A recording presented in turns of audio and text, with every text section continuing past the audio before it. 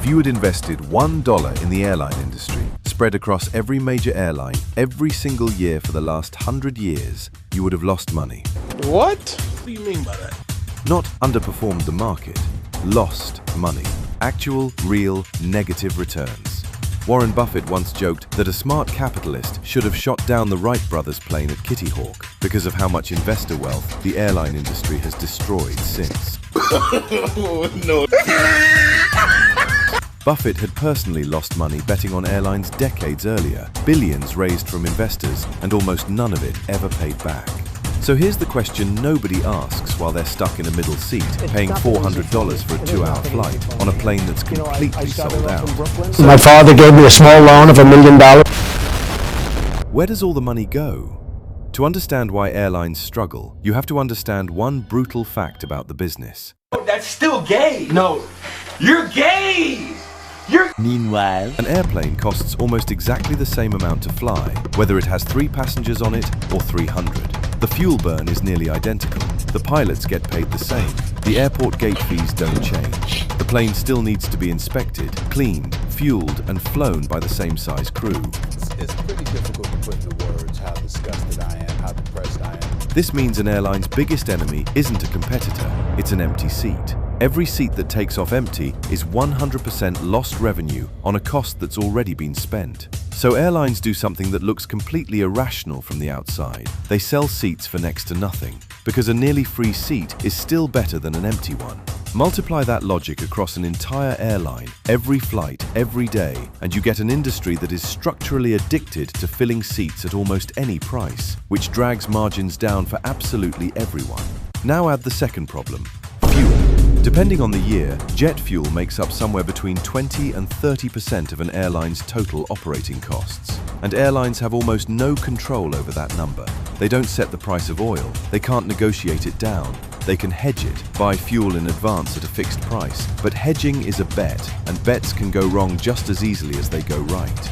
In 2008, oil prices spiked to nearly $150 a barrel. Airlines that hadn't hedged properly watched years of profit evaporate in months. Imagine running a restaurant where the cost of your single largest ingredient could double overnight for reasons that have nothing to do with your restaurant, your customers, or your food. That's what it's like to run an airline. And unlike a tech company, an airline can't just pause operations when costs spike. The planes still have to fly. The debt still has to be paid. Which brings us to the next problem, the debt. A single commercial airplane costs somewhere over $100 million. A major airline might operate a fleet of 500 to 1,000 aircraft. Do the math, and you start to understand why airlines carry some of the largest debt loads of any industry in the world.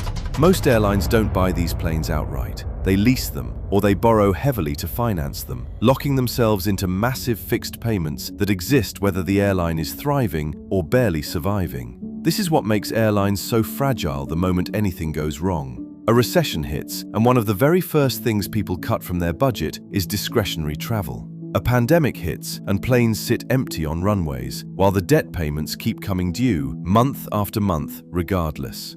9/11, the 2008 financial crisis, COVID-19. In each case, airlines were among the hardest and fastest hit industries on Earth, not because people stopped wanting to fly forever, but because the business model has almost no cushion built in. Thin margins, heavy debt, uncontrollable fuel costs. It's a business built on a knife's edge, even in good years. There's one more problem, and it might be the most important one. From a customer's perspective, flying from New York to Los Angeles on one airline is nearly identical to flying the same route on another. Same seats, roughly. Same snacks, roughly. Same experience of being crammed into a metal tube for 6 hours. When a product is that hard to differentiate, there's only one lever customers really respond to: price. And when an entire industry competes primarily on price, it creates a race to the bottom that keeps everyone's margins thin. Because the moment one airline drops prices to fill seats, the others have to follow, or watch their own planes fly empty. Airlines have tried everything to break out of this trap. Better seats, in-flight entertainment, boutique cabin design. But most of these differences are cosmetic.